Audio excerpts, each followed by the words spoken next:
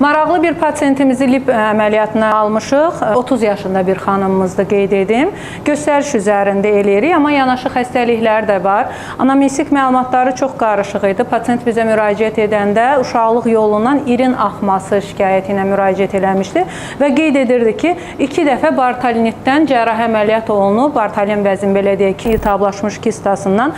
Daha sonra drenlənməsi icra olunub, amma hal-hazırda yenə də irin gəlir. Hətta mən regiondan bura gəldiyi halda məndən irin axmağa başladı və müayinə əsnasında biz gördük ki, həmin xəstənin qeyd elədiyi nahiyədə rektovaginal fistula dediyimiz, yəni bağırsaqla əlaqəsi olan bir sahə aşkar elədik və bizim şöbəmizdə, qadın sağlamlıq şöbəsində ümumiyyətlə komanda şəklində işləmək doğru, düzgün olduğu üçün belə də çalışırıq. Hər ixtisas sahiblərimiz var, proktoloqumuz da Leyla Xəlilovaya göstərdik. Özü indi patologiya haqqında məlumat verəcək və hər zaman qeyd elədiyimiz kimi ümumiyyətlə tip komanda işidir və bu komandada bizə kömək olan hər bir kolleqama, xüsusən də ki, Turab doktor, sizə xüsusi təşəkkürümü bildirəcəm və istəyərəm ki, həqiqətən siz də öz aparatınız haqqınızda videonun sonunda məlumat verəsiniz. Çünki Respublikada yalnız Milli Onkologiya Mərkəzində olan ən son nəsil ultrason aparatı ilə anesteziya şəraitində biz bu əməliyyatı icra elədik. Eyni zamanda da proktoloqumuz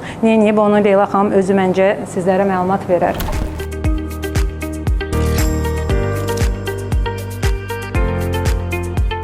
Xəstəmizdə rektovaginal fistul aşkarlandı. Bizim indi məqsədimiz o fistulanın daxili düyünü tapmaq idi.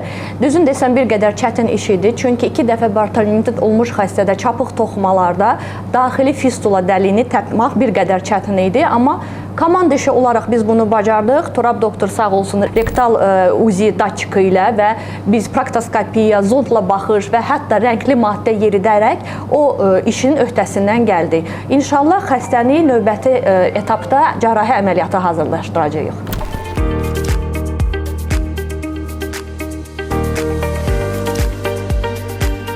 Bugün icra etdiyimiz prosedura çox hörmətli Könüllü xanım və çox hörmətli Leyla xanımın xəstəsi idi. Onun üzərində aparıldı. Xəstəmizdə rektovaginal fistuldan şübhə var idi. Könüllü xanımın baxışından sonra Leyla xanım müdaxilə elədi. Müdaxilədən sonra ultrasəs müayinəsi vasitəsilə rektovaginal fistulun dərinliyi, gedişatı təsbitləndi. Nəzərinizə çatdırım ki, ən son texnoloji yeniliklərlə təmin olunmuş Mindray Arizona A20 cihazında icra olundu bu müayinəmiz və həmin müayinə vasitəsilə vaginal fistulun gedişatı, dərinliyi təyin olundu, təsbitləndi. Hörmətli proktoloqumuza, ginekologumuza yardım olaraq bu şəkildə aparılan komanda işi nəticəsində əlbəttə xəstələrimiz professional vaxtında və dəqiq yardım alır və sağlamlıqlarına qovuşurlar.